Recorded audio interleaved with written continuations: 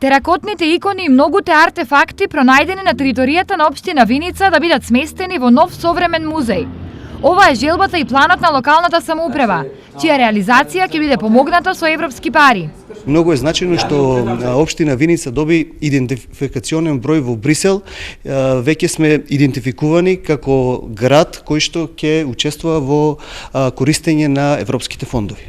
Реализацијата на оваа замисла е во склоп на проект во кој Виница е единствената општина учесник од цела Македонија.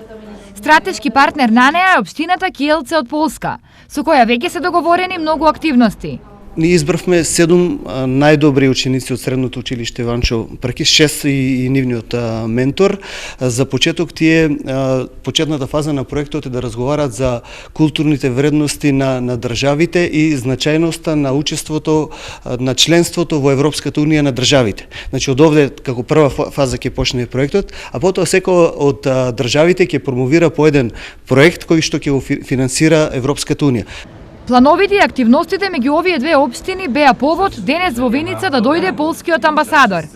Mimo pewnej geograficznej odległości między nami. И покрај тоа што не делат многу километри, меѓу нашите две општества има многу сличности и тоа треба да го искористиме. Bliskość i zrozumienie, wzajemna sympatia. Сигурен сум дека може да соработуваме во областа на културата, спортот, економијата, размена на млади луѓе и секако туризмот. Młodzieży, Размена на млади луѓе. turystyka. Инаку во европскиот проект кој ќе се реализира во наредниве неколку години, ќе учествуваат 7 земји членки на Европската унија и Македонија, а Виница најголема логистичка подршка има токму од Полска.